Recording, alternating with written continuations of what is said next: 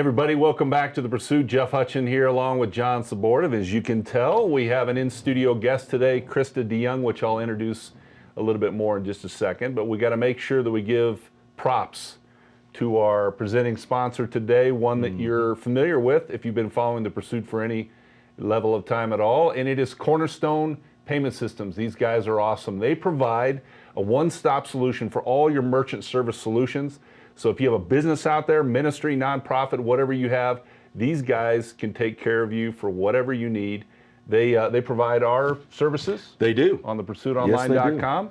On and the if you go website. on there and you want to donate, they've got everything from taking it right out of your credit card or debit card to right out of your bank account as well. So make sure you give Nick Logan and the team at Cornerstone Payment Systems a call. You can call them at 1-888-506-0208. Or for those that are more technically savvy, okay, cornerstonepaymentsystems.com. And guess what, Hutch? If you tell them that you heard about them here on The Pursuit, $50? and sign up, no. Today only. Today only, that's not true. It's actually forever. $100 sign up bonus. That's right. If you tell them you heard about it here on Beautiful The Pursuit. deal. Well, let's get to Good our deal. guest. If you've been watching The Pursuit, you recognize Krista. She has been our guest before, and when we were in a more COVID lockdown situation, she joined us via Zoom. But we are blessed because we get to see her in live and in color today. So, Krista, welcome back to The Pursuit. Thanks for having me in your beautiful studio. Isn't this great? It's amazing. Yes, I'm impressed by you guys. See, you make us feel so good because this is like our baby. So thank you for... Which we had literally very little to do with the design for, so we can't really take that Well, much you don't have to credit. tell people that. I was just okay. going to say, no one needs to know. No one Yeah, needs to know that's that. true. That's true. You know what it reminds me of? Speaking of no one needs to know, this is a phenomenon with women. Is a woman will go, "Oh, I love your blouse," and she'll say, "You know what? I got it for $12.99 at Kohl's." Why do women do that? Why, Krista? That's our first question today. Why do women do that? So that the other woman can go get it. Okay. That's why. And to know what a great shopper and Yeah. that sort of thing. So for the same reason that when y'all go to like a restaurant, you don't order your individual meal, you decide you're going to share something. And so it's all about the sharing Maybe experience, some right? people do. I like to eat my whole meal. Atta girl. But, if I'm asking you, hey, like your hat, it's because it's like code for saying, where'd you get your hat? Uh-huh. So I think Gotcha. women know that. So. All right. So that's our episode today of The Pursuit. Thank you for joining us. We'll see you next. No. Krista, the reason why we brought Krista on today, she is the founder and CEO and head poobah of Girl Above. Incredible ministry working with teens and preteens, primarily young ladies. Is that Yes. correct? Mm-hmm. So tell us again a little bit more about what you're doing in the ministry and what your purpose is. Yeah. So our purpose is to help adolescent girls and their families and anyone who's involved with them gain an understanding of adolescent mental health and development and understand how to support them. So we have a strong emphasis on identity. This ministry started as an outgrowth of a time when I was teaching middle school and coaching high school dance and just seeing all of the crazy issues that happen in middle school and high school, which all of us kind of know, but because we are in a digital era, which we're going to talk about today, things are just a lot harder to navigate for the adolescents and the parents. So we try to help with that. I was going to say, we've talked about this multiple times, is I can't imagine growing up as a preteen or teenager, for that matter, in today's culture. I mean, the things that, now Krista probably can't relate to this, but the things that we dealt with back in the Yes. day are significantly different, aren't they, than the kids that, Yeah. today. It's just completely different. Well, you kind of say that tongue in cheek, but right? Because as we think about even starting this ministry, one of the first things that we had to learn to do was to get fluent with the latest technology, right? Because we realized to do anything of significance, you got to have a social media presence, right? And that's as a business or a ministry, but it's just sort of reflects the norm of this day and age that social media is here. And you kind of alluded to it, but today we're going to be talking about the Netflix documentary called The Social Dilemma. and the implications of that on today's culture. And so why don't we just tee up that conversation? And really, it starts with kind of our opening statement, and that is because we didn't deal with these things when we were adolescents and when we were teenagers. The idea of understanding the mind of a teenager, that's a mystery in and of itself. But then trying to weave through and unpack this issue of what our kids are facing today. And by the way, not just our kids. You and I face a lot of these same challenges, and we'll touch on that, I'm sure, today. But talk to us about the pressures that these kids are facing due to the social dilemma of social media. Yeah. And you bring up a good point with it being different of how you were raised. I didn't get an iPhone until I was a sophomore in college. So I just snuck by. And the pressures are incredible. I, before this episode, prepped by asking some teenagers, what have been the positive influences, negative influences. We can get into that in a minute. But I think they don't totally realize after getting those responses. I'm like, you don't realize the impact that this has had on you because it's been part of their world since the beginning. They haven't lived in a time where they didn't have social media. So the pressures would include this completely unrealistic expectation of how they need to look, act, be, because they're seeing, we all know social media is a highlight reel. And I think they know that too, but it's hard to disconnect from that and recognize okay, I'm seeing the best elements of Jeff's life. I'm not going to see the brokenness. I'm not going to see the wounds. But even though I cognitively know that, it's hard to not look at somebody else's social media and say, okay, they're doing things that I'm not doing. They're traveling places that I'm not traveling. Look who they hang out with. Look how they dress. They're so talented. So it sets up completely unrealistic expectations, but then also creates this just crazy opportunity for comparison that I don't think existed before now. So those are some of the pressures. And then you add on the fact that when you guys got left out of an activity that your friends were doing, when I got left out of an activity our friends were doing, we didn't really know about it. You might hear about it through the grapevine and that they hung out without you. Now, all of those dynamics are different too. If you don't invite me to go to the mall with you, now I see your pictures on Instagram at the mall. I see how much fun you're having, and I know that I'm not there. So I think it adds a lot of just woundedness to how they live. And it certainly affects us as adults. Yes. As hopefully, maybe some of us, I'm a little concerned about you at times, that we have a fully developed brain, right, to where we can process intellectually and emotionally through some of these issues, and we can kind of see through it. But for that adolescent whose brain is not fully developed yet, that is still trying to figure himself out or herself out, whose hormones are going crazy, whose desire to be liked and accepted and a part of is you have this massive struggle, right, that's going on within these kids. Talk to us, Krista, because you're on the front lines with some of these young ladies. Talk to us about some of what's going on in their mind and to what degree is it affecting them? Mm-hmm. Yeah, they are not cognitively developed enough to process this stuff appropriately. Even we struggle with that sometimes, but they are experiencing a time in their life where they're trying to figure out, who am I? What is my identity? What are my interests? What are my values? That's a huge one. And what are my boundaries? And so now with social media, instead of those values, boundaries, identity pieces being kind of identified by the family, the way that they might be in history, now they're identified so much more by their social equity, basically, which is a huge part of adolescent development. They start to separate a little bit from the parents and put more emphasis on their social life. So that would happen no matter what. But now we have this social media thing.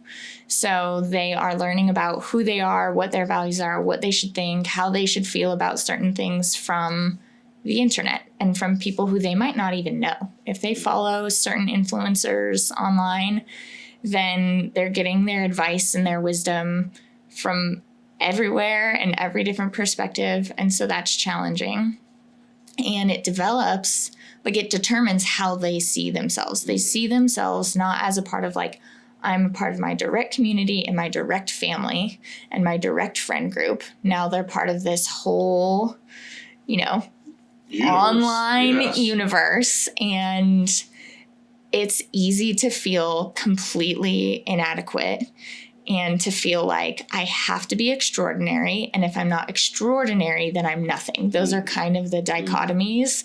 And so there's obviously no way to survive that because none of us are completely extraordinary all the time. And then if we swing the pendulum, none of us are totally nothing as a result of that. So it just creates this false equivalence of I have to be everything or I'm nothing.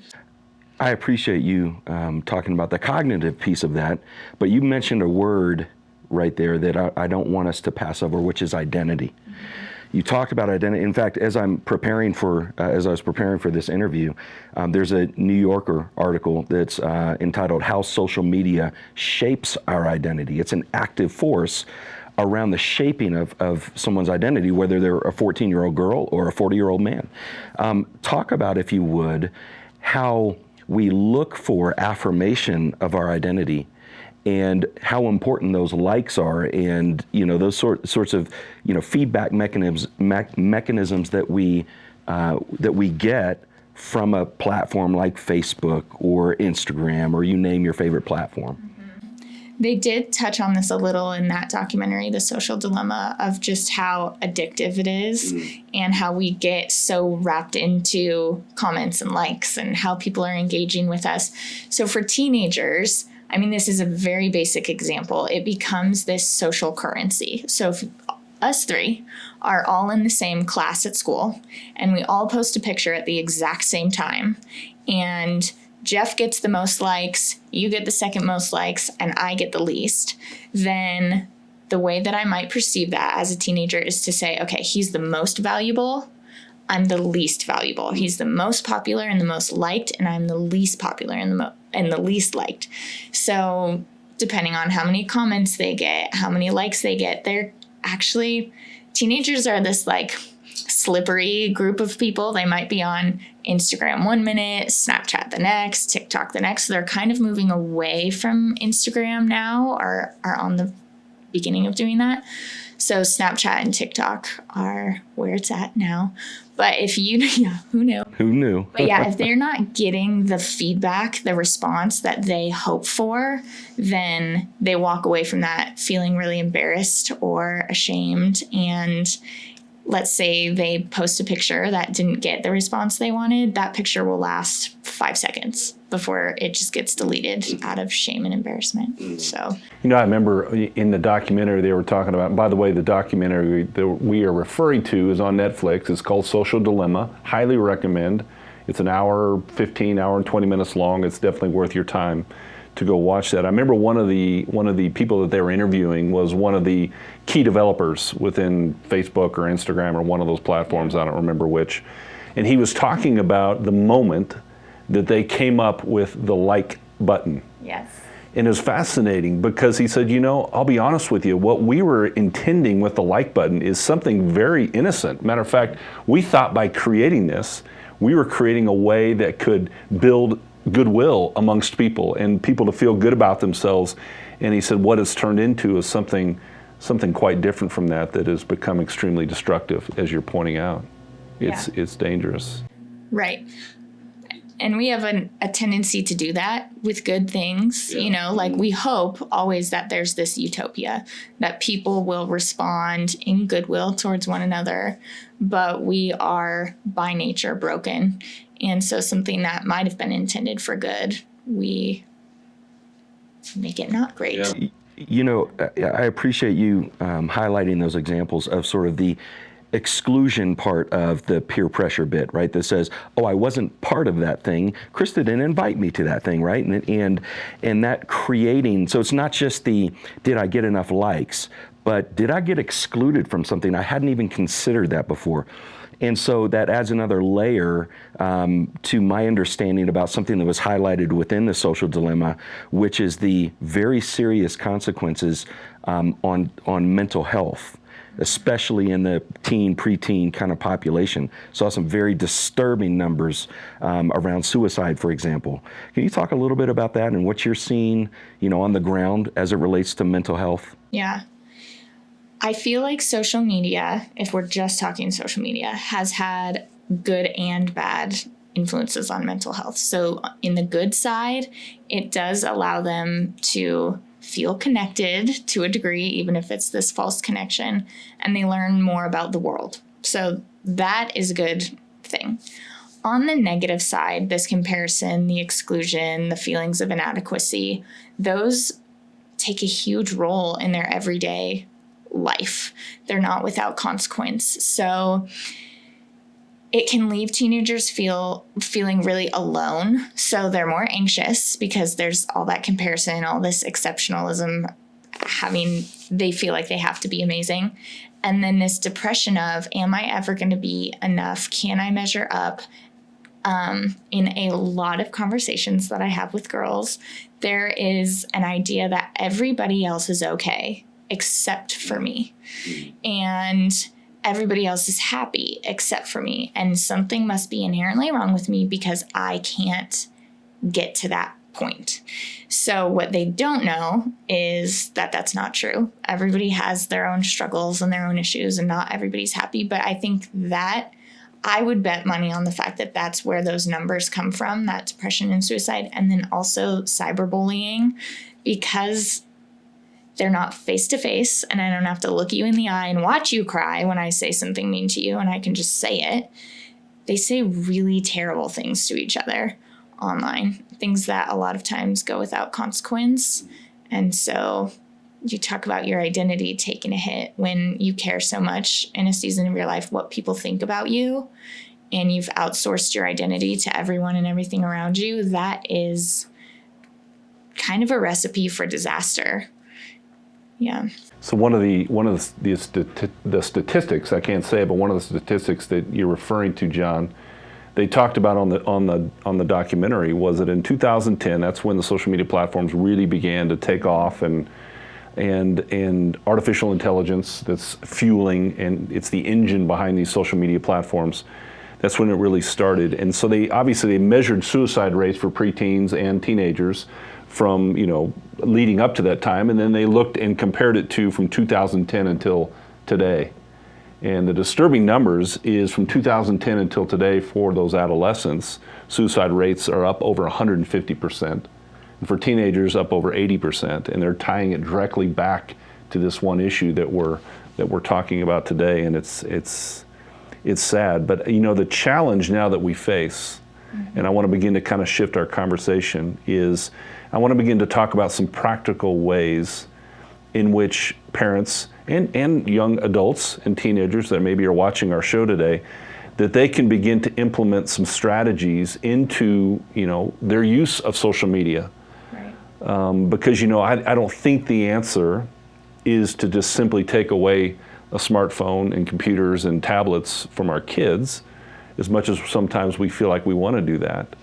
So let's start to just brainstorm and talk about some practical ways and steps that people can take to help control this dilemma. Yeah, they touch on some practical tips in the documentary. Some of those including, having a family charging station where everybody brings their devices at a certain time in the evening. A lot of the kids that I've talked to have expressed that their main bone to pick with social media, because they don't understand cognitively what's happening. They're like, I just don't like that I spend so much time on this. They feel like their life is being stolen.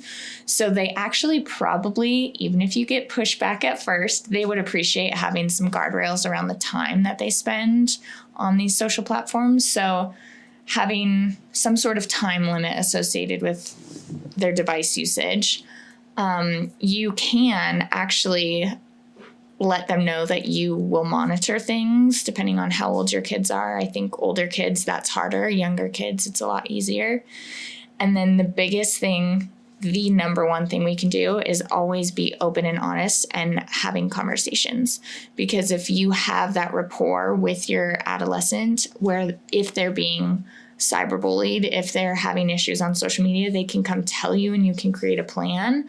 I think that's where some of these suicides come from, is a total sense of hopelessness, feeling alone, and we always want to eliminate that. So if fully taking away the devices isn't an option, then you have to open up a door for them to be able to come to you with whatever they're experiencing. So that would be a big one.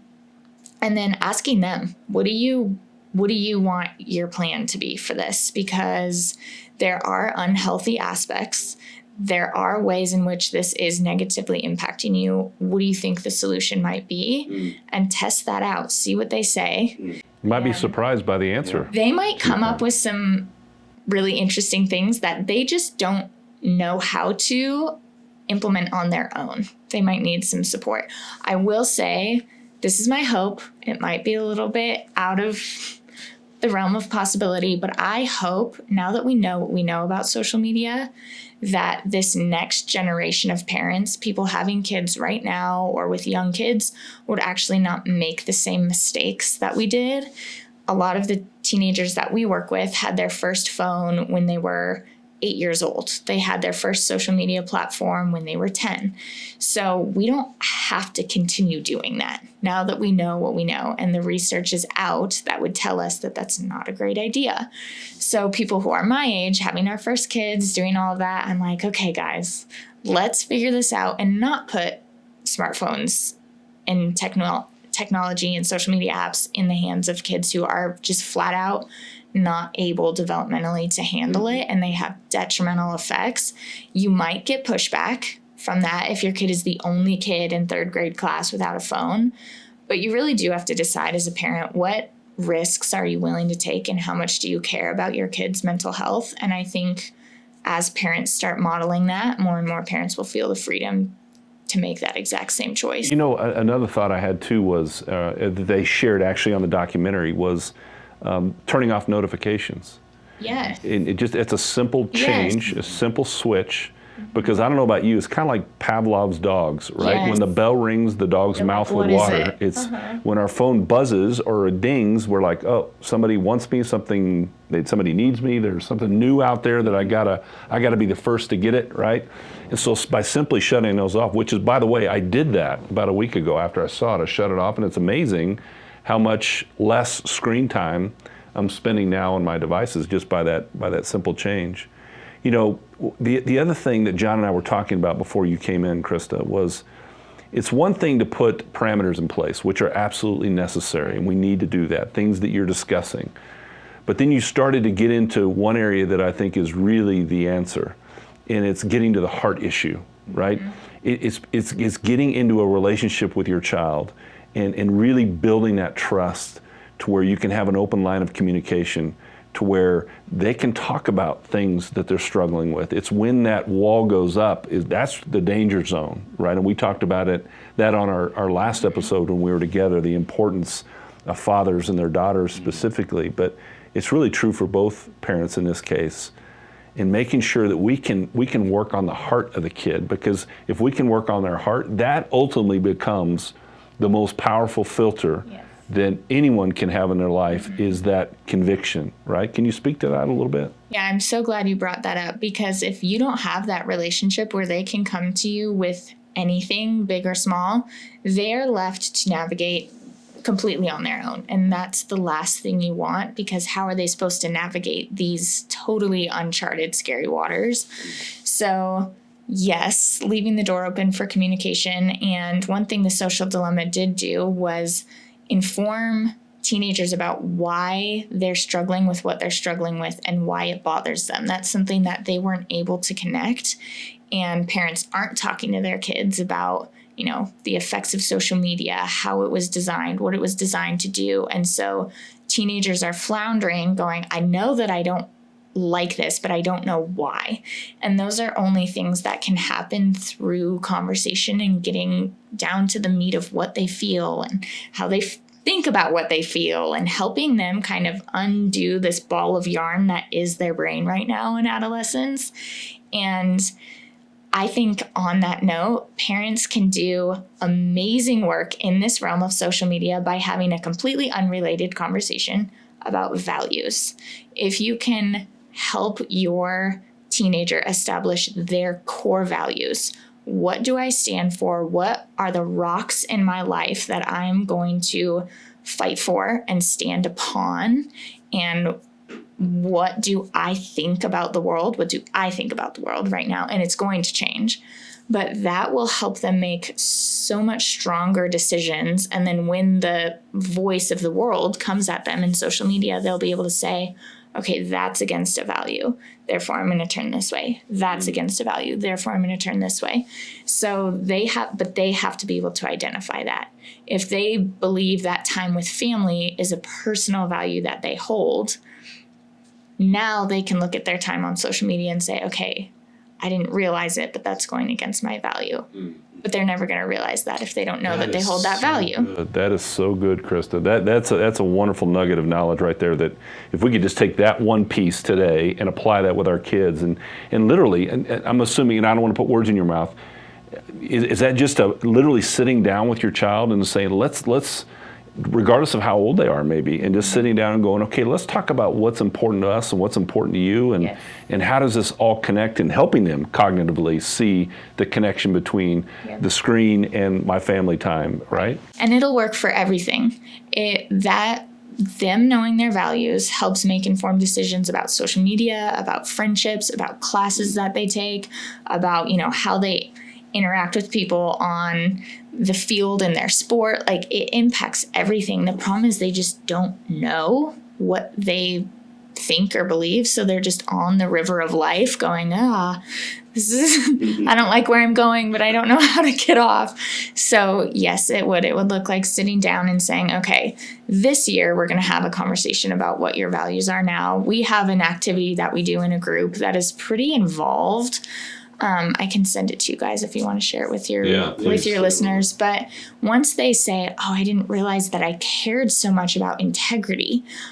I hold a value of integrity. Now they're going to be a lot less likely to lie about going to a party, doing this, that, and the other, or, being mean to someone on social media. It just all ties together, but they have to know that they hold that value. I love that you put it like that. This is really this is a problem, but it's an exciting opportunity if you're out there and have a preteen, a teenager that you need to have this conversation with. But you and I were also talking, Hutch, a little bit earlier. This is not something that is just within the space of the 10 to 20-year-old, right? This is around this identity issue, and I love the way you put it, that we need to connect our identity with our values. That there's this gap that happens between the two, and that's where sin enters in our life. But if you're out there and you don't have kids, and you're an adult struggling with this very same thing, the Bible says that the Word of God is like a mirror that's being held up to us. And in James 1, it talks about sometimes when our values don't align with our identity, it's very much like somebody looking in the mirror and seeing themselves and walking away and forgetting the manner of person that they are. And that's what I hear you saying. So my encouragement out there is if you're identifying with this, not because you have a teenage daughter or son, but because you're realizing that you've got this area in your life where you need affirmation around your identity, or you're seeing inconsistency between your identity and your values, you've got an opportunity as well. That's awesome. Krista, thank you so much for joining us today. If somebody wants to learn more about Girl Above, tell us how to do that. They can go to girlabove.com. That's the best place to learn all the things. And if you want to get in contact with me directly, it's just Krista@girlabove.com. Wonderful. Hey, thank you everybody for joining us again today for The Pursuit. Make sure you go check us out on thepursuitonline.com. We've got some great content out there. Sounds like we're going to have some more, as Chris is going to share some of these tools that she uses with the young ladies that she works with. Hey, we'll see you next time on The Pursuit. See ya.